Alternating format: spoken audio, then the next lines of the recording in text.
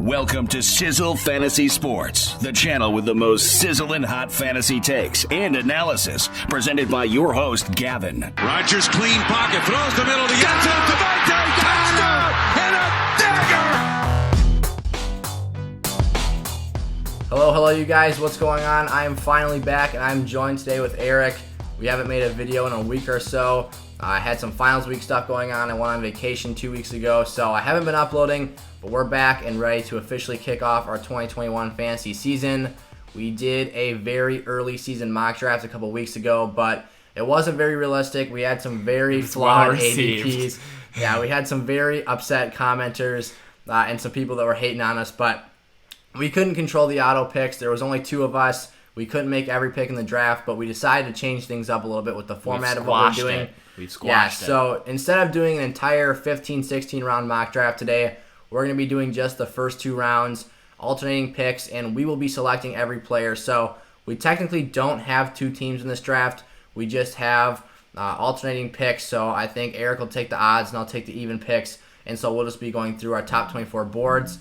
Necessarily won't be Erik's top 24 or my top 24. It'll be a little bit of the merge of the two. So we'll be getting into that right away here, not wasting any more time, so let's get into the draft. All right, we're into the draft here now. Erik's on the clock. He's got the first overall pick. Who are you taking, Erik? Thankfully, I have an hour to think about this, but I think I'm going to go with Christian McCaffrey here. I love his production when he is healthy. I think he's going to come back and play well. He's an all-pro. He's one of the better running backs, especially for fantasy, with how much he gets in the pass game and in the running game. So Christian McCaffrey is a good top three, if not top two running back. Yeah, I agree. And then actually, I just removed it. I wanted to pause the draft because, like I said, we're picking our own players. We're the only ones in this mock draft lobby, so I have to manually input all the players. I'd actually pick the guy that I think I would go with here second overall, but to go off your point with Christian McCaffrey at 1, I really like the pick. I mean, CMC averaged 25.8 points per game in half PPR in the few games that he did play last season. But, I mean, we know what he can do. 2019, he was exceptional RB1 material. Obviously, the top running back in that season's fantasy football. So, I think that, though, the one thing that scares me a bit is the injuries because it was nagging things. Yeah. But we know when he's on the field the type of player we're going to get. So, with the second pick, I'm actually going to go with Alvin Kamara here. I think I can put this in. Yep. Okay, so Alvin Kamara finished as the RB1 for this fantasy season. He had a great year. Obviously, he had a little bit of skewed numbers at the end. He had a 6-touchdown game. But Alvin Kamara, I love what he does as a rusher and a receiver. I think there is a world out there where if Drew Brees is not his quarterback next season, which I think it's probably a 50-50 shot at this point, I'm not really sure what would make Drew retire or make him stay. So it's kind of up in the air right now if we're going to see Alvin Kamara with that same type of production. And obviously we saw him take a hit when Taysom Hill was the quarterback. So there's a lot of variables and factors that still have to play out for almost all these guys on the list, but especially the guys at the top of the board here. I mean, CMC's got his own issues with his team. I mean, who knows how good he's going to be. Like I said, those injuries, and Teddy Bridgewater, will he be the quarterback next year? Personally, I hope he is. But then Alvin Kamara, we could see Jameis Winston, we could see Taysom Hill, we could see a third-party quarterback come in. So Kamara, though, with the talent and the versatility, gets my number 2 spot. Okay, here, I think you got to go with a guy like Dalvin Cook. He's very close to those two. He does sometimes get that injury bug. This year he was pretty healthy for the most part. He missed one game, I believe. Yep. Very good in the games he was in. He's a big part of that offense. They're a great passing team, the Vikings, so they can get that run going. Really, that terrible O-line that everyone talks about is not a bad run blocking line. They make holes for Cook, and he's going to run through them. So I think Dalvin Cook's got to go top 3 there. Yeah, I would 100% agree there at the third pick. I think Dalvin Cook, when you give him 4 games a year against Green Bay and Detroit, 2 below average run stop units, I mean, he's going to have his way. I personally fell victim to the Dalvin Cook train 2 weeks in a row. He played. It's a buzzsaw, it really is. He played Detroit, then Green Bay, and just completely ran through me. I ended up having to play him in 2 separate leagues back-to-back weeks, and it was brutal. I mean, Cook is one of the most explosive players in the NFL right now. He has had some injury bugs, some lower body things, but they're all minor injuries. Obviously, he had the ACL, I believe it was his rookie year, but clearly has overcome that. 2 years removed from that, he is just fine and looks like one of the most talented backs in the entire league. So, Dalvin Cook is a guy who is a top 3 lock for me unless something majorly changes for that Vikings offense. Yeah, I agree with that one. He's been very, very good, and we've got to see him healthy, like I said. So he's showing his true colors even when he gets hurt in those seasons. He shows that he's a very good running back. So he's been reliable. 100%. And another guy who I think is extremely reliable, I'm going to go with here at the number 4 pick, is Davante Adams from my Green Bay Packers. And Davante Adams is the definition of consistency at the wide receiver position. Over the past 4 years, I believe, he has the most touchdowns in the NFL. I think he has 3 or 4 straight 10 touchdown or more seasons. I mean, the guy finds the end zone like it's his job. And it's not just touchdowns. I mean, I think he had averaged 100 yards a game for a while this season. Yep. I mean, he's got Aaron Rodgers throwing to him. That offense is very powerful. Clearly, you guys haven't drafted that receiver to go with him yet, so I wonder how much that'll affect his numbers. If anything, it may help his numbers. We're not really sure, but I think it would bring down his targets but increase his efficiency, because I think there'd be less guys focused in on stopping him and more opportunity to have a bigger play per catch. I mean, he's the only one. He really is. He's the only one. Yeah, I mean, I like Lazard at times. Marquez Valdez-Scantling makes me want to pull my hair out, and other times he burns teams for a 75-yard touchdown. So it's really hit or miss there, but I mean, other than that, Robert Tonyan, we really don't have anything at the wide receiver or pass catching position. So, Davante Adams, though, 21.1 fantasy points per game in half PPR this year, finished as wide receiver 1, and he missed 2 games. So, I mean, he's clearly in a tier by himself right now. I think Tyreek Hill and Stephon Diggs are knocking on the door, but I think for now, Davante Adams, if things stay the same, is the clear-cut wide receiver 1, and a guy I think is one of the safest picks at the top end of the first round. I agree with that. And then I'm going to go with Derrick Henry here. He had 2,000-plus rushing yards this season, which is a big milestone. Not a lot of players have done that before, and he's done it at every level of his football career. He did it in high school, college, and the NFL, which is very impressive. Very. This is basically where he was picked last fantasy season. He didn't move just for the fact that he doesn't really catch the ball. If he was catching the ball, it would be one of the best fantasy players ever. 100%. He would be like we see Davante Adams just had an all-time wide receiver fantasy year. Yeah. I believe last year Christian McCaffrey did, or he wasn't the top, but he was in the top 3. Like, he would have made the all-time fantasy lineup. I saw a stat of like the perfect team. Adams from 2020. It was like LaDainian Tomlinson in 2006. And McCaffrey from 2018? 19. And then I forget who the last running back was. I believe it was Marshall Faulk. I forget the year, but he had a crazy year. Yeah, if Derrick Henry could catch the ball more, he would be ridiculous. I mean, I think obviously that's not his primary skill set, and that's not what they want to do with him in Tennessee. No. But if it was a thing, he would be ridiculous. Yeah. So, and I think I'm going to go back here. One of the things we really want to emphasize this fantasy season that we didn't really have any analytics or stats on last season is the value of a safe floor and consistency in fantasy football.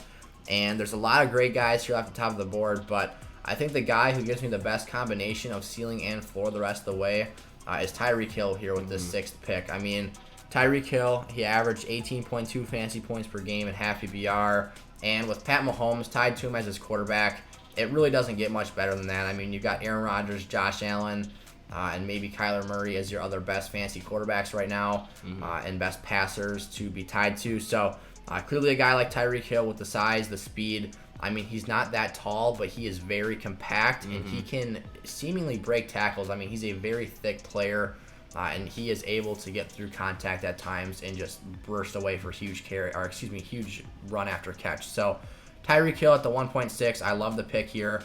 A year ago, I would have told you this is a reach, but I think after what we saw from Tyreek this season and him answering the questions about week in and week out consistency, he deserves to be picked this high. Yeah, and another thing with the half PPR is the wide receiver value. We say you want to get those top running backs, but if you can get a guy like Davante Adams who's basically going to outscore a lot of those running backs week to week, yes, it's worth it. Half PPR wide receiver 1 is going to score more points than a running back 1 generally, unless you got a guy catching the ball a crazy amount like those top 3. Right. It's the top 3. That's kind of how it goes. If you are top 3, you want to get one of those 3. I know there's risks with injury with all of them, which is interesting. They're all kind of similar in that sense that they have those injuries, but it's good to get, if you can get a wide receiver like Tyreek Hill or Davante Adams, you know they're going to get the ball. It's just how it is. And if Tyreek Hill gets the ball once in a game, it's going to be a big play most likely. That's kind of how it goes. He's going to get the yards. He's going to get touchdowns on big plays. So top guys like that you want to look after. I think before we move on to your pick, Erik, one of the things about Tyreek Hill is that I've watched games of him this past season where he would be held catchless in the first half or have 1 or 2 for barely 15 yards, and he'd come out in the second half and score a 45-yard touchdown. It's almost like they were scheming the whole game to get him open. Like they were running routes so quickly. They were running routes that made it look like he wasn't going to go deep that game, and then all of a sudden he gets behind the second level and they get a touchdown out of him. So it happens. It's a great scheme with that team. They got a great QB throwing to Tyreek Hill, so it's not crazy to go with Tyreek Hill in the first round. 100%, or even the first half of the first round. I think another thing you touched on that is illustrated really well by this draft and how it's starting so far is that little tier you talked about, how your wide receiver 1s are actually going to outscore running back 1s outside of that top tier of the elite level running back 1s. I think McCaffrey, Kamara, and Cook are the perfect representation of guys who are going to average slightly more points than your Davante Adams and Tyreek Hill. Yeah. But then in terms of even Derrick Henry, Adams and Hill are right there or even above Henry in points per game, and their ceiling is even higher. So I think if you have the opportunity to get your hands on one of those top 3 running backs, that is absolutely priority and the route that you have to go, because, I mean, the drop-off at running back is much more significant. But if you can afford to get your hands on one of these guys and then double it up with a wide receiver with great upside as well, you're in great spot to continue the rest of your season. Yeah, wide receiver is a position that I kind of undervalued. I like to go heavy on running backs, but in half PPR, you can afford to go with those bigger receivers. Here I'm going to go with Saquon Barkley. He is one of those top 3 kind of guys. Yes. Clearly he was hurt. He's going to get the ball a lot. Daniel Jones will throw him the ball, and I don't think Daniel Jones is that bad. I think when he has someone that he can check down to, the running backs they had they weren't using them like Saquon. Right. If they had them out in a flare route, he can check it down. That'll reduce those silly plays that he makes. But when you have him, Daniel Jones running as well, with Saquon running, it opens up a lot for their offense. And I don't think the Giants are that bad of a team. Their defense was pretty stout. They need a few more players. They need a corner to go with Bradbury, a younger guy, because they lost DeAndre Baker, who I know he got in trouble. He's an idiot, but I think he could have developed pretty well for the Giants. He went to the Chiefs and now he's hurt, I think. But yeah, I agree. I mean, the Giants are in theory a benching of Jalen Hurts and a 1-drive touchdown away from being in the playoffs, or at least having a playoff game last week. So, I think like what you said, Daniel Jones, the rushing ability, it opens up the offense. They can't completely key in on even Barkley. If he falls every once in a while, he's running. It would have been one of the longest plays of the year. It was like 88 yards, and he still fell. It wasn't a touchdown. Did they cap the drive off the score? If they didn't, that's awful. I think they did. I think they scored. I'm not exactly sure. But regardless, Barkley, I hope he can recover 100% from the ACL. He slides down my list for that reason, because we have seen him be dinged up, shut down. And it wasn't even contact. It wasn't. It was his own will. So he just misstepped and it tweaked his knee. So I'm hoping that he isn't one of those guys that gets injured, one of those all-time talents, because he could be the best running back in this class. But I think he's when he came into the league, we were talking about all-time talent, best running back of all time. I think the injuries in his first 3 years have already taken that out of the picture. I think he's lost too much. Basically. He's lost too much of his time in his prime to be able to claim that. But I still think Barkley is extremely talented. One of the things that absolutely was jaw-dropping to me last season was how good he was in space after the catch. I mean, he's freakishly fast, and he can run physically. He is a massive human. Obviously, say quads. It's hard to wrap him up. If he's able to be the player that he was before the injury, Saquon Barkley could easily be that top 2 pick that he has been basically every year since he came in the league. But you can get some value out of him this year if people are passing on him. Again, there is that risk. I do see it being a possibility that he is having a lot of issues with injury this season, just staying healthy. I guess kind of like the Gurley thing. Right. He's not going to get as many carries, not the same volume as he did, just because he's not feeling 100% always. Right. I mean, you can come back and be cleared to play, but that doesn't mean he's going to be in ready game shape at the top of his game. Which is the same deal with McCaffrey, but I think they're both very athletic guys. I think same thing with Eckler.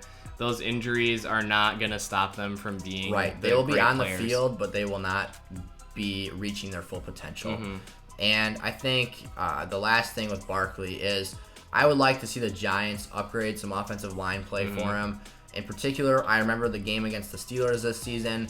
He was getting tackled behind the line almost every play, and the only way he was gaining yards was by falling forward. I mean, their run blocking was embarrassing. It was very poor, and if they're able to go out and get another guard, add on to that young line, I think that would be huge for Barkley and his production. So here at the 1.8, I've got some options. I've got Jonathan Taylor on the board, Nick Chubb, Austin Eckler, Travis Kelce, Stephon Diggs, DeAndre Hopkins, all guys to consider here.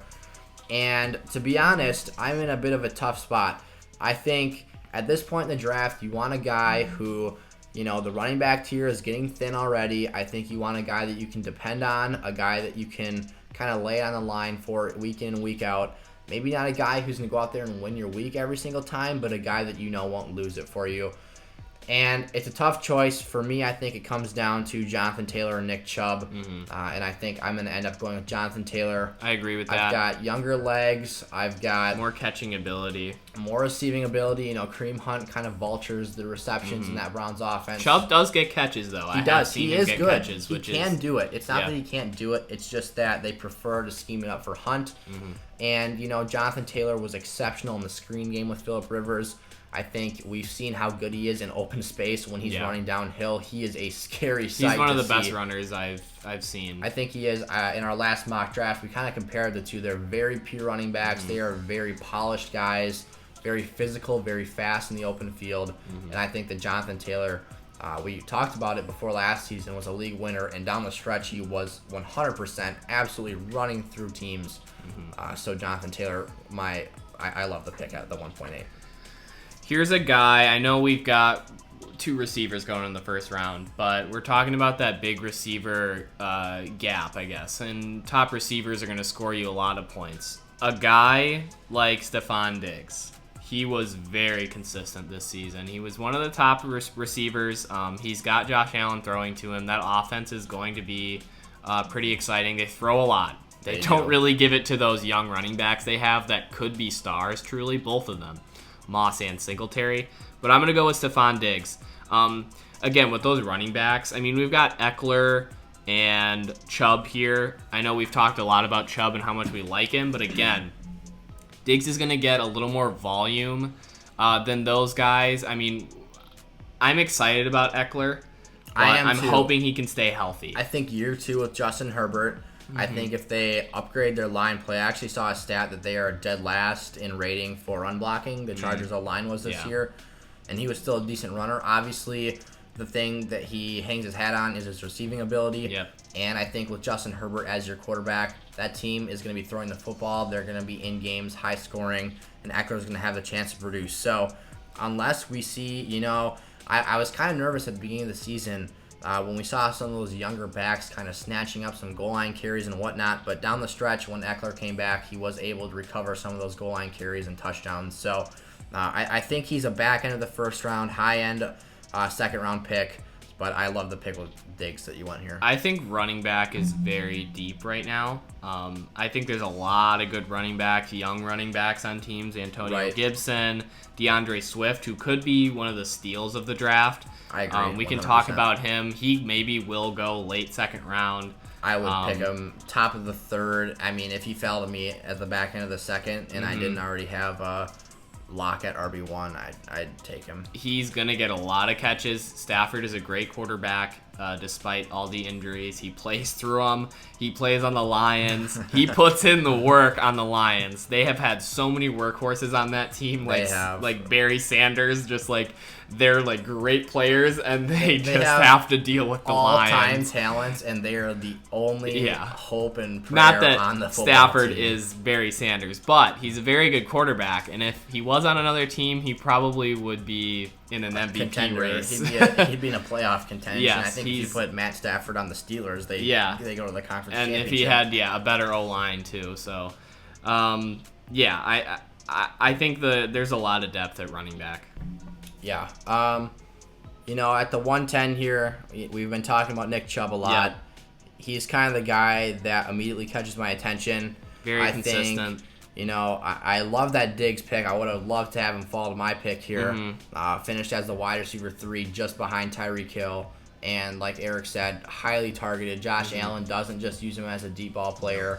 He catches slants, in routes. He runs the most curl routes of any player in the league. I mean, he can stop on a dime and turn around and the ball is on him. So I love Stephon Diggs. Obviously, we played each other in a fantasy playoff game in Week 16. Josh and Diggs. It was Davante Adams for me versus Stephon Diggs. They basically canceled each other out. And then he had Josh Allen, and he just barely outdid my Deshaun Watson.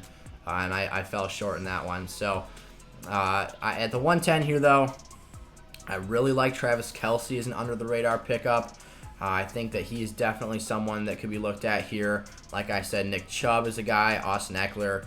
But I think at this point, I want to hit on that first RB1, and I can pair him with a high-end, high-upside wide receiver coming back around. Because I think if this team at the 110 were to wait on Nick Chubb, they would not have the opportunity to pick him on the curve back around. Yeah, I think we've been talking about Chubb clearly. He's a great player, very consistent. That's one of the biggest things with him. He's going to get yards when he gets the ball handed to him. He's going to catch occasionally. Even with Kareem Hunt, that really shouldn't be too much of a worry. They run a lot with both of them. He's going to get the volume. And the Browns are not a bad team. We're going to get to see how they look against the Chiefs, and they might be able to run against the Chiefs. I think the Browns have somewhat of a chance. Their defense isn't great. They're going to have to win a shootout. I think that if Cleveland can control the time of possession, they can 100% stay in that game because they can run force their will on the Chiefs. The Chiefs are not an amazing run-stopping team. Chris Jones is a pass rusher, so they might struggle to pass. We might see Baker kind of turn into old Baker, but I think he's been very consistent. He looks what smart. Was his quote? Yeah, his quote was, think about this thing. He goes, I think to myself before I do something, would an idiot do this? And if the answer is yes, I don't do it. It's like, wow, I wish like Drew Lock would think like Enlightened. that. Like, wow, he figured out you shouldn't do stupid things. That's what Josh Allen figured out too. Yeah. They learned to use their talents to They're super talented. benefit. I mean, every quarterback in the league could be a good quarterback. It's like 60% mental. Like, right. I mean, you don't have to be able to throw as far as you can. There is a drop off in arm talent. There is a drop off in accuracy, but everyone has something going for them if they made it. They made it into the NFL because they had at least athletic ability. You see like Blaine Gabbert, David Blau. They're just not gonna do much. And then you look at Fitzmagic. He's just super smart. It's like Harvard guy. Yeah, he puts all of his brains into his plays. I don't know. It's crazy. One thing here before your pick, I just want to say, last year around this spot in the draft, I think Nick Chubb was going at a very similar ADP, and so was Josh Jacobs. And I heavily knocked both of the picks, Nick Chubb and Josh Jacobs, because they don't get receptions. They're not heavily involved in the receiving game. But this year, the thing that has turned me on to Nick Chubb is the fact that he can rush and have explosive carries. Yep. Nick Chubb finds the open field. He's fast. He breaks away and has long touchdowns. And that is something that Josh Jacobs does not do. So I will not pick him at the back end of the first or high second. I'm not a big fan. Standard leagues, his value is a little higher, but still, I wouldn't pick him in the first round, most likely. Definitely not after last year. I think Chubb, he gets those catches, like we said. And I believe he averaged like 6.4 yards per carry in the fourth quarter, in the end of the regular season.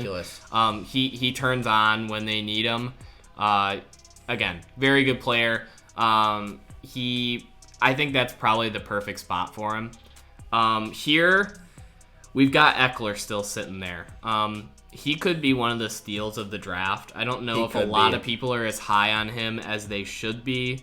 I think there's a lot of haters out there just because he's been hurt, but when he does play, he has some huge games. His ceiling is very high. Do you remember what he did for the Chargers when Melvin Gordon held out? He had like 50 points in a game or something. He was RB2 behind McCaffrey for the entire stretch of time. And then this year he was hurt, and I expect him to come back faster. He's a physical beast. I believe they call him the pound for pound strongest player. They do. I'm gonna go with Eckler here.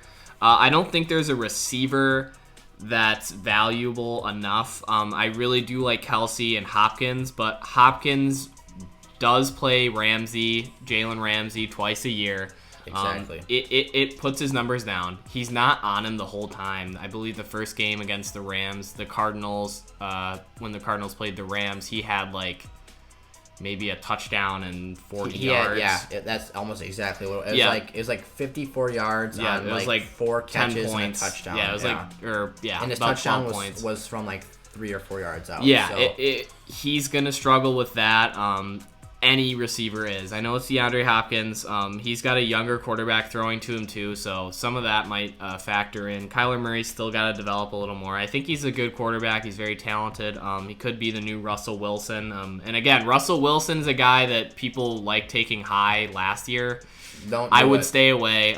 He hasn't been good. Even in the playoffs, we saw him lose to the Rams and whatever that QB's name is, Wolford, and he got hurt. Unfortunately, that was a kind of a dirty hit, I think. But by Blitz Boy. Yeah, I'm not a fan of Adams. I was, and now I'm not at all. I'm not. Yeah, we were blinded by the blitzes. Okay. Okay, so I think this pick might turn some heads here, and I'm not sure how much you guys are going to like it. But at the back end of the first round here, I'm going to go with Travis Kelce of the Kansas City Chiefs. And picking a tight end in the first round prior to this season is pretty much unheard of. I think even Gronk in his prime maybe wasn't even going this high. Because he wouldn't get as much volume as him. This is kind of like an analyst pick right here.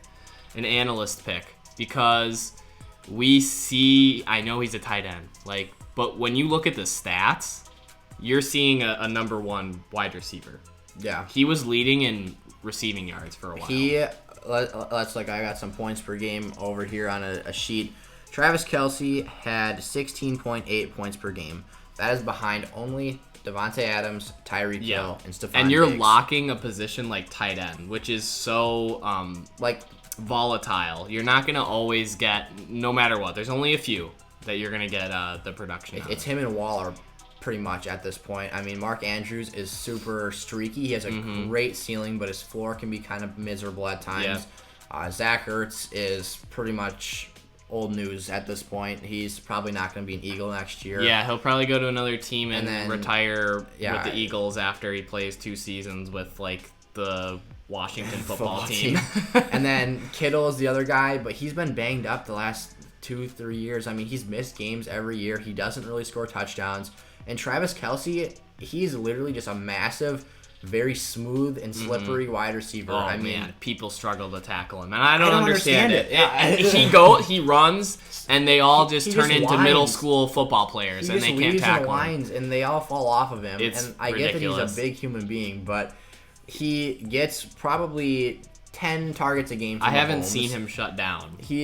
No, he hasn't. He's just a security blanket for a top 3 quarterback in the league. I mean, I think Patrick Mahomes, obviously coming into the year, was viewed as the second coming of Aaron Rodgers or Messiah. Nah, he's pretty much the face of the NFL, basically, Yeah. is what Patrick Mahomes is. Him and his ketchup. Yeah, him and his Heinz ketchup. Kermit and his ketchup. Yeah. And Jake So, from State Farm. Basically, the pick here is that Travis Kelce puts up the numbers of a wide receiver 1, a top 5 wide receiver 1 at that, and he gives you an exponential advantage over other tight ends at the position. So Erik's got the pick to. So who are you going to pair Travis Kelce with for this team? I mean, running backs might be really hard to come by if we wait on one here. Yeah. I think that, coming back around the bend, you kind of have to take one. But then at the third and fourth round picks, if we were to pick those, I think you could easily go wide receivers with high upside, and you've got yourself a great base of a team. The guys I'm kind of looking at here, David Montgomery, James Robinson, Aaron Jones, who is a very consistent guy, even though there is somewhat of a committee. Sometimes he comes out, and then when he is, series. And then when he comes in, he gets 50 yards on a drive. So what Green Bay does is they start Aaron Jones. They give him the first 2 series of the game, and then he disappears. Jamal Williams comes in for a series or 2, and then they just keep rotating back and forth. Maybe that's the genius. And Maybe he never changes the pace. He never plays the entire game like he did last year, but he is still highly efficient with the touches he does get. But a guy like James Robinson or David Montgomery they're players who could be top 10. Well, actually, they technically are. They are. They did finish that way. But they can be even better than what they're being drafted at. They've got a lot of upside because, again, they're young and they're catchers. Montgomery and Robinson get the ball out of the backfield from in the air, and they run a lot. Robinson is like the first running back they've had that can catch and run. Fournette wasn't used correctly. Fournette had 100 catches in 2019 or more than that, but he wasn't a power running. Back. Like, he's not a receiving back. Yeah. I don't know why they use him like that. He's a humongous player. Here I'm going to go my Bears guy, David Montgomery. I think that's what you got to do. You pair him with Travis Kelce. You've got some consistency. Montgomery kind of scares me. I'm hoping that the Bears can continue to be able to run and use him correctly. Since they got it going, I think they know what they have to do now. I hope that the Bears draft some offensive linemen. They've got a few pieces. We had some injuries, but Montgomery is a very good player. He reminds me of Chubb in that running sense where he just has a high motor. He's going to break tackles. He's got tough good for the moves. Packers to tackle. Yeah. And that was our tackling was as good as it's been in Week 17, and Montgomery was making when 3 he gets guys to the take him outside, those secondary guys struggle to take him down. Trubisky was even checking down a 2-yard pass to him, and we would have Chris Barnes, our inside linebacker, Amos, and Savage come up and all struggle to get him to the ground. Yeah, and then we would throw those play action to Komet, and he would just get 10 yards every time. Montgomery reminds me, he's just like an anchor. He just sits and holds his place. He doesn't go down. And he's fast, He too, sets if he his gets in the feet, field. and then he starts rumbling. I like it a lot. Yeah, so as a Packer fan, I would 100% agree with the pick here at the 2-1 from Erik. I think David Montgomery, we talked about it earlier with Dalvin Cook. I think Montgomery has an even better situation where Cook plays Green Bay and Detroit 4 times total in the year between the 2 teams. Montgomery's got the Vikings, the Lions, and the Packers to play for 6 games, and those are all average at best or below average run stops. So I think that those are all division games where he has a great opportunity to put up high-end RB1 numbers. We saw it down the stretch of the season. I mean, David Montgomery, how did he finish the year off? 22.8 points per game in his last 6 outings. So that is ridiculous. That's top 5 running back numbers. I think that if Chicago keeps the run blocking the way it was the rest or at the back end of this season, he 100% goes in as an RB1 next year. So here at the 2.2, I've got a decision to make. I've got a team with Austin Eckler being selected in the first round.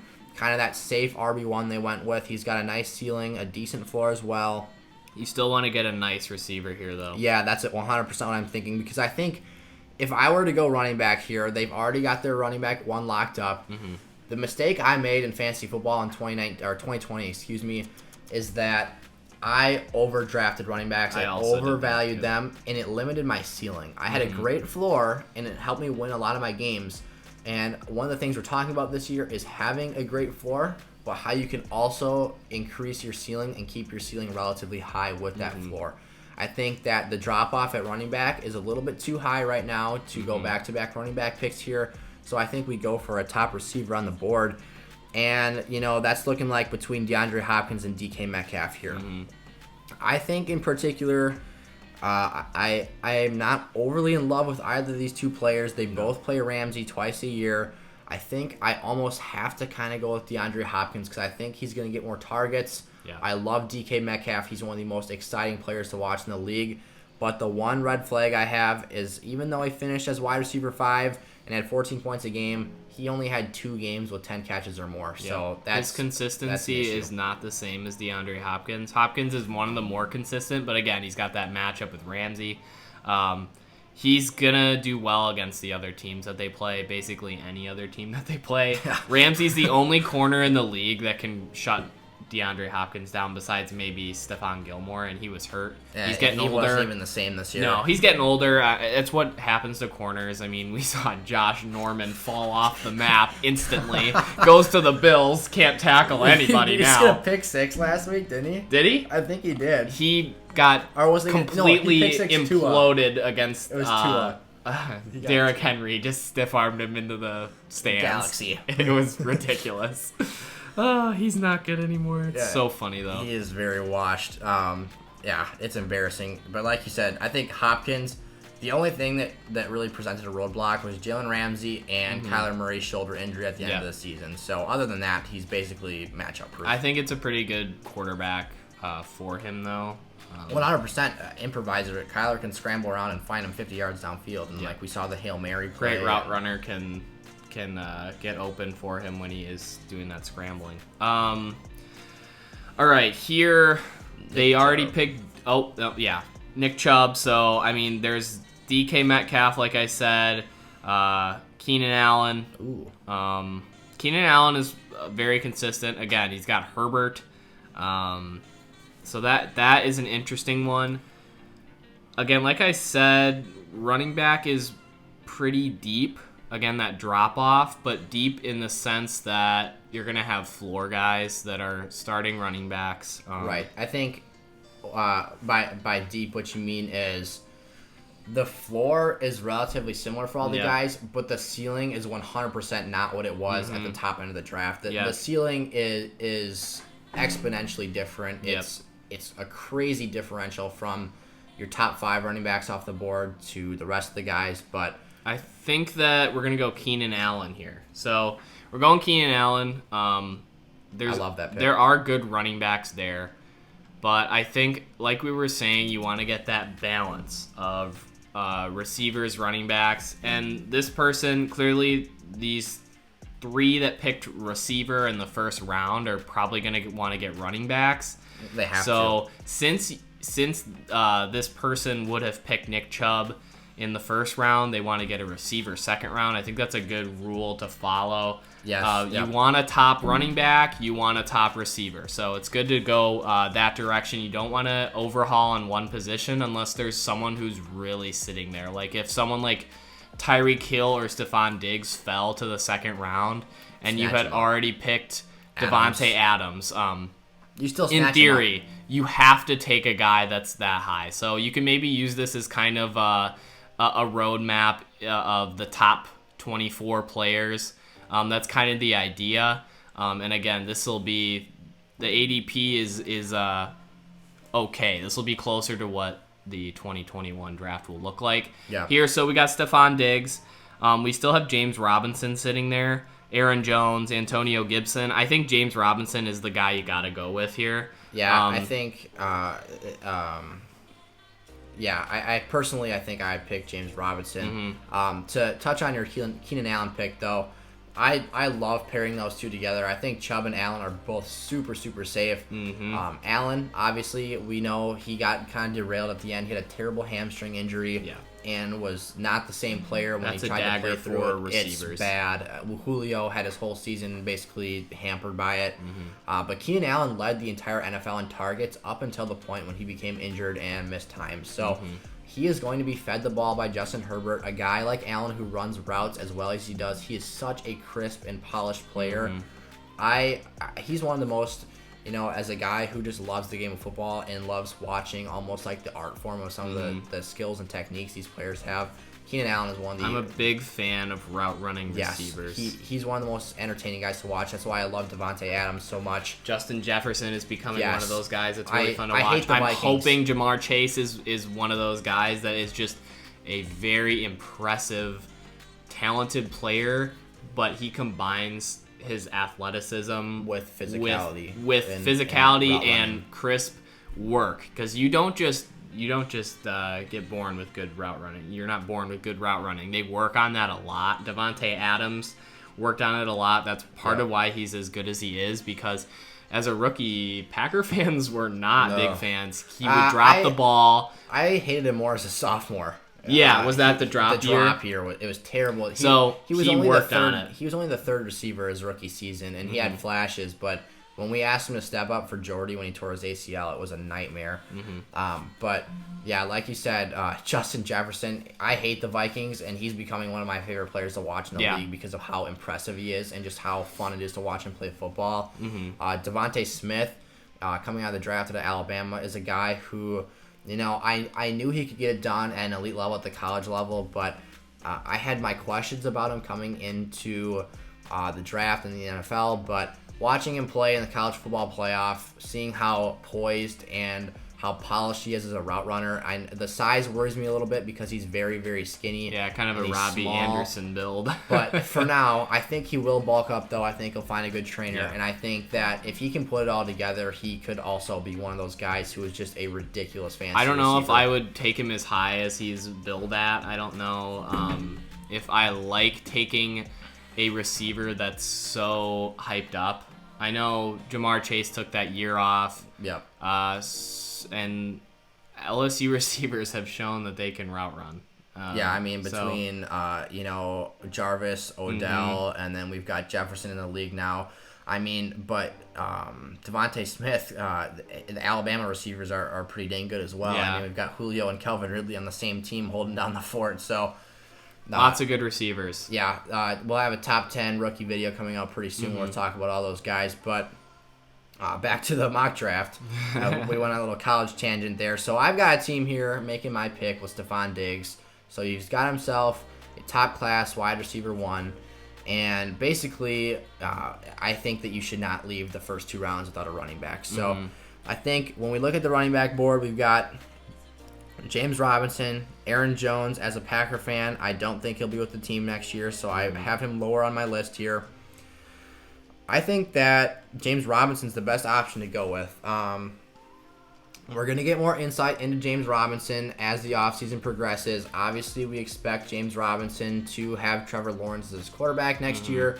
Urban Meyer's got the head coach hire.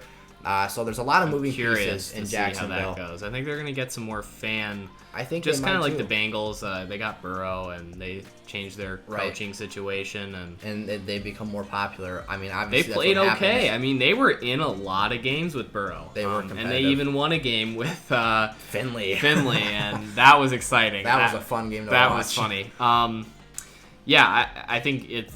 Quarterback is a big draw to a team. Same with a coaching change. Jacksonville does not have a big market. They don't have a lot of fans, but they might be a team that America kind of gets around, just like the Bengals. They got a QB that showed that he's a beast in college, so it's exciting. I'm hoping that they can do a little better because it's nice when you see the underdog do well. Right. The one thing with James Robinson, I am just keeping my fingers crossed that they do not draft a running back for some dumb reason. I could see it happening. It could happen. They have the line to run block, and James Robinson is great at reading the blocks and just doing his job, and he can catch the ball too. So we've seen it happen to kind of like Antonio Gibson, to guys that are picked low or not picked at all, that they turn into good players, and then someone is drafted and they lose that whole amazing story that they have, that they weren't even expected to be a number 1 running back on a team. But 100%. Jonathan Taylor was picked here. Based off our kind of roadmap, you want to go with a receiver here. But Antonio Gibson, DeAndre Swift, Josh Jacobs are sitting there. I'm not, again, high on Josh Jacobs. DK Metcalf is still there. I think with Jonathan Taylor, I think in the middle of the second perfect. round, you kind of want to go DK Metcalf. You've got the really safe floor with Jonathan Taylor. He does have a good ceiling as well. DK's got a high ceiling. His floor isn't always met consistently, No, yeah. but Ramsey was a big issue for him. Yes, but he's a very good player. I'm hoping that Russell can kind of figure it out. I'm not sure how much longer we're going to see Russell. I'm curious. He wants to play into his mid-40s, he said. They fired their offensive coordinator, Brian Schottenheimer, so maybe we see something different and they are able to be more consistent because obviously 2 years in a row now, Russell Wilson starts out the first month and a half. No one else is in the MVP race. It's just Russell Wilson. He's on fire. He's a madman. And then he falls off the cliff at the end of the year, and literally no one was talking about Russell Wilson at the end of the season. So, DK Metcalf, though, I think it's a picture-perfect pick for you. I mean, Jonathan Taylor, great floor, great run-blocking line, great talent. DK Metcalf, amazing ceiling. If both of those guys hit in a given week, you're going to win your game. I agree with that. I'm just looking at this number 12 team. I'm thinking about the 12th pick team with Kelce and what they're going to do about receiver. So you kind of have to think about those lower receivers. Clearly, we're not going to the third round, but it's a discussion. If you do take Kelce that high and you're taking a running back in that second or first round, it could be the other way around. Montgomery could go first round in theory, and then, well, clearly it's the 12th pick, so they pick twice in a row, but what they're going to do about receiver. If anything, that kind of team could go with one of those rookies later on that could end up being a big player like Jefferson. So that's the thing you want to watch out for. If you are a little sparse at number one positions, you want to look after those rookies that may blow up. Yeah, and I think that, we've only got, 6-7 picks here. We got 7 picks before the draft, our second round is over here. Look how many names are still available at wide receiver for that team. Mike Evans and Chris Godwin, they kind of decapitated each other's value this year because the passing volume in that offense, or at least the average depth per target, is down right now. Mike Evans impressed me for the most part. I'm not a big fan of Mike Evans. I'm not either. But he did get the ball a lot, and it wasn't just in the red zone. He was a every down receiver, and his routes were decent. He played pretty well. So it's a guy that I really shouldn't hate on, but it's a guy that I don't love. Yep. And then we've also got Julio. I wouldn't be shocked if he falls out of the second round this season. Michael Thomas, his ADP is down right now. We'll see if he ends up going here before the draft is over. Obviously didn't play much this year. Kenny Galladay literally played 1 or 2 games and got injured with a hip. His ADP is way down, and he's one of the most valuable players to the Lions offense. Yep. Cooper Kupp, Robert Woods, very safe players. Calvin Ridley, I would expect him to go in the top 2 or at least early third round. Odell Beckham, ACL injury. DJ Moore. Calvin Ridley could be the guy that goes here. We still got A.J. Brown looming. I think, personally, I look at my top receivers left on the board. I think A.J. Brown kind of is the guy that trips my trigger. Otherwise, Allen Robinson, Calvin Ridley, Michael Thomas are my next guys up. It's interesting. I think there's a discussion to be had here. What receiver would you go with? Because I think there's an argument where Barkley is a risky pick at the 1-7. That's exactly what I was thinking. And A.J. Brown is like DK Metcalf. Yep. They're low volume, high upside, high run after catch, big playmakers. I don't think A.J. Brown fits this team. I think if, in theory, we're making a perfect league where the teams are very even. Right. You want to have as many good players on each team as you can. In theory, every player is drafting a team that would have the best chance of winning a game. So every matchup's going to be close in the theory, event that they score what they're expected. I don't think A.J. Brown fits this team. I think a guy like Calvin Ridley, who has become more of a safe player, He's kind of the number one there now, and Julio is hurt. If you really want to speculate, the Browns. The Falcons have the third or fourth pick, I believe. Like, they might trade out of Matt Ryan or Julio and just go into rebuild. Like, those are veteran players that want to win now, and if you have the fourth pick, you're not in contention right now. So we might see Julio Jones in a different uniform, and that become the Calvin Ridley show. So Calvin Ridley, I think he's a very good receiver. He finished as wide receiver 4, I believe, and he had almost 16 points per game in half PPR. He had some huge games. I think Calvin Ridley fits this team. It's so weird to say Calvin Ridley in the second round, but I think it's definitely something that you can consider. Yeah, I think I see a team coming up here that I think A.J. Brown would be a better fit for. I think even Michael Thomas. I mean, obviously he had a lot of injuries too. We'll go Calvin Ridley here just because of what he did this season. But if we forget about this past year, which is probably not the smartest thing in the world to do for fantasy, and just remember what Michael Thomas was. Obviously, one of the safest floor receivers we saw in some time. I think Drew Brees is a big part of that. I think he is 100%. And expecting him to not be there, that kind of in the back of our minds, that lowers Michael Thomas's ADP and Alvin Kamara's if that is the case. So, Tyreek Hill and the 2.7 for you here. So yeah, okay, I was helping you out there. Yeah. I was helping you with Kelvin, so it's my turn. Yep. It's my It's my turn. Okay, so Aaron Jones is still up there. Antonio Gibson, DeAndre Swift, like I said. I really like DeAndre Swift. If you go with Tyreek Hill and DeAndre Swift, that's a massive That's the Larry team right there. Yeah. I think DeAndre Swift would be nice here. Aaron Jones, we don't know what team he's going to be on.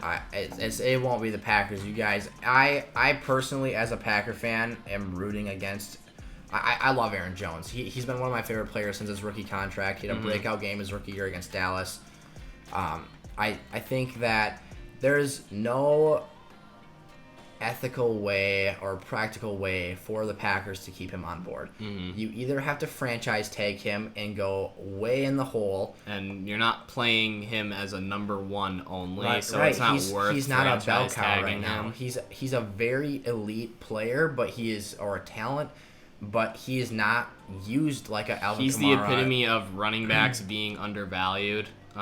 He's a good talent, but there's a lot of good talent, and he wants to stay in Green Bay so bad, and he loves the culture there, and almost all Packer fans will tell you they love Aaron Jones more than any running back we've had in the last 20 years. But there's just no intelligent cap space for the general manager to make Brian Gutekunst where he is a Packer next season unless he takes like a vet minimum and like a 1 year $5 million, but he's worth far more than that on the market.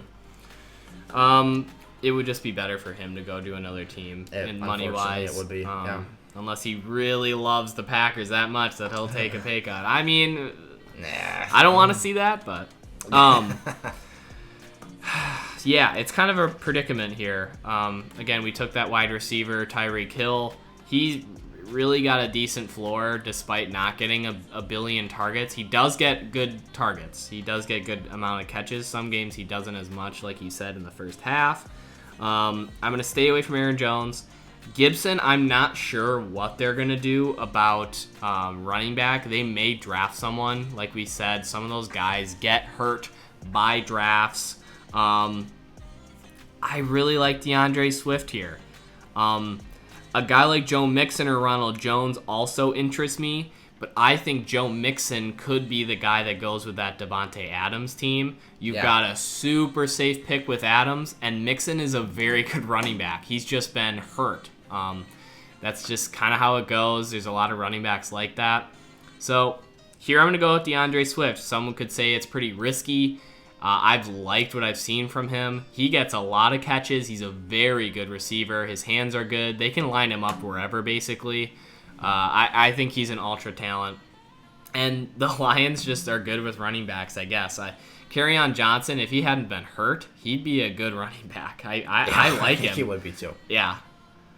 I think that some might consider that a bit of a reach, but I think that based off what I've seen and what I project DeAndre Swift to be, I support the pick. I think that he 100% could be a guy who bursts on and is a league winner next year because of what he can do. So we talked about A.J. Brown earlier, and I'm actually going to pair him with his teammate Derrick Henry. Yep. And my reasoning for this is Derrick Henry, he has a great ceiling, but we talked about doesn't have the receiving volume or value. So that ceiling still does take a bit of a hit. But we know how safe he is. 2,000 rushing yards is a heck of a milestone. A.J. Brown is quite the opposite. We see Derrick Henry at 25, 30 touches a game. A.J. Brown, 4 or 5, and he needs a touchdown and 60 yards. And he does that a lot, and he has a great ceiling, but the floor not so great. So I picked him to go with Derrick Henry to kind of counteract each other's lacking ceiling or floor based on the two. Here, like I said with Antonio Gibson, I don't know what it's going to look like for him. I think he's a really good running back. He catches the ball as well. DeAndre Swift went. Josh Jacobs is still there. He was a decent fantasy guy. Again, he doesn't get those catches. Zeke is also still there. He is. So I think even with the risk of Zeke, and I should say when Dak is in, Zeke does very well. The risk with Dak not being 100%, not coming back the same, I still think Zeke should go here. A guy like Joe Mixon is still up there as well. But I think Zeke could possibly be a top 5 running back again. He gets the ball in the air as well. He was right in the mix, and he was catching a lot more passes than we've ever seen him do the first 6 weeks of the season. But then Dak Prescott goes down, and from week 7 onward, he had, I think, 3 games with 10 or more points and half PPR and never cracked 20. So not very impressive without Dak on the field. They need that offense to be functioning. The line is not the same. Zeke himself is not the same. So there's a lot of red flags there, but there is still a great opportunity where he is an RB1 of some shape or form. So here at the 1.3, we got Dalvin Cook for this team, and at 210, I think we got to pair him with the receiver because I think picking someone like Joe Mixon even or Josh Jacobs limits this team's ceiling a bit. I love Allen Robinson. Allen Robinson is still on the board here. Some other notable receivers. Yeah, the only issue with Michael Allen Thomas. Robinson is that it's going to be tough for the Bears to re-sign him. I mean, but do we expect that? I mean, he's played with Bortles and Trubisky, and he's still been productive, so he could get it done. If he goes to another team, will he be the number 1? You hope so. I mean, what team needs a number 1? I mean, you look at... I mean, the Jets could use him. I would like to see him on the Jets. I'm a fan of We're the Jets. Sam Darnold fan as well. So we also got a Colts guy repping. I got Quentin Nelson on. Gotta give respect to the lineman. I'm a former lineman, so yeah. I have to love the best guard in the league, if not the best lineman in the league. I think he might be the best. He's very athletic. He is a player that commentators talk about. You don't see linemen being talked about unless it's like Joe Thomas. Right. So here's kind of my thought process here. I'm honestly considering Julio at the spot, even though I didn't have him in the top of my list here. But I think that Dalvin Cook gives you such a great ceiling and floor. I think that there's a lot of routes you could go here. I think you can even do a really nice stack with Joe Mixon and Dalvin Cook. I really like Joe Mixon. I would hate to see him fall out of the second round, even though he was injured for most of the season.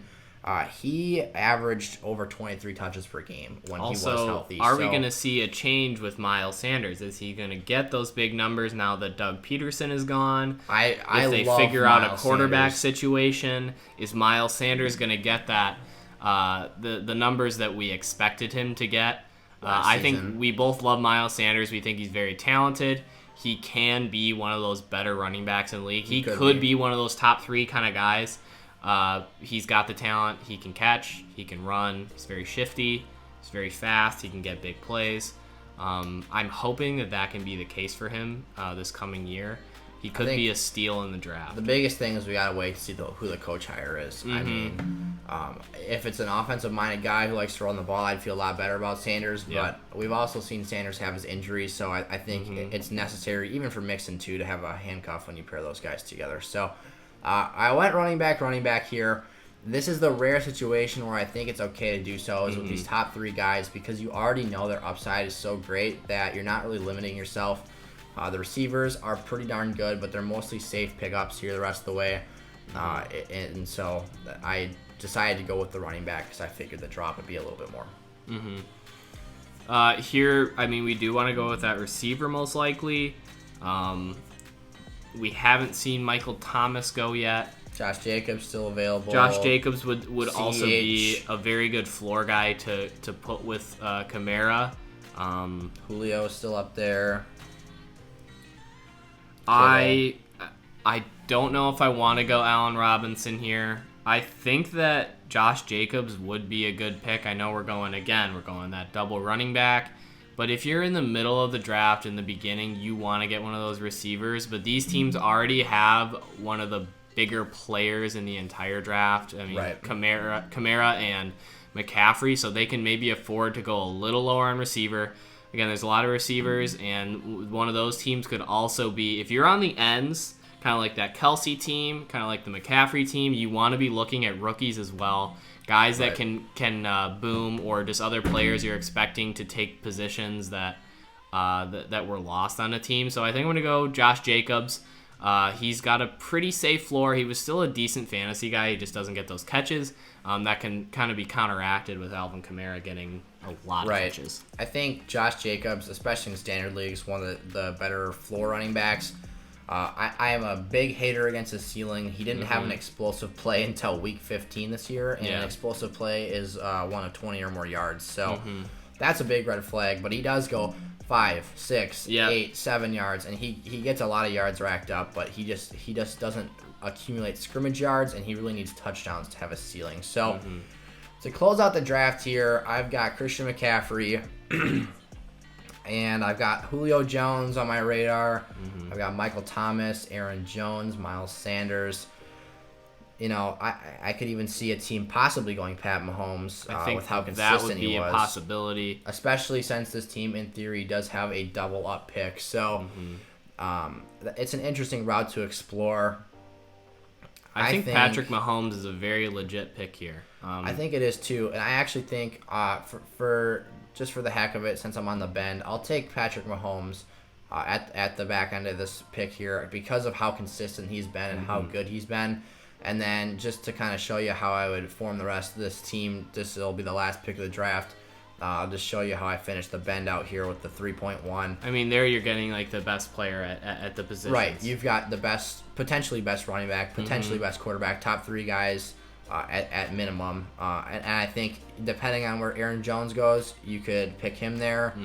Depending on who the quarterback is for the Saints, you could pick Michael Thomas. And depending on where Julio Jones is next season, you could pick him as well. So there's a bit of a toss-up right now. We don't really know what the NFL is going to look like and what teams are going to be structured like. But for now, I think that Julio Jones, we need a receiver one. I think he's the best guy to go with. He's still an ultra talent. He's got the size. He's got the athleticism. He's still one of the better receivers to play, to be honest. He's one of the better ever. He's for sure very, very good receiver. Kind of like Jerry Rice getting old. He's still very good. Yeah, he is a beast. So that'll wrap up today's draft. Thank you guys so much for watching and tuning into the channel here. Be sure to put out a lot more content. We're going to get going again here now that we've got this video out. SFS Season 2, baby. Here we go. Let's go.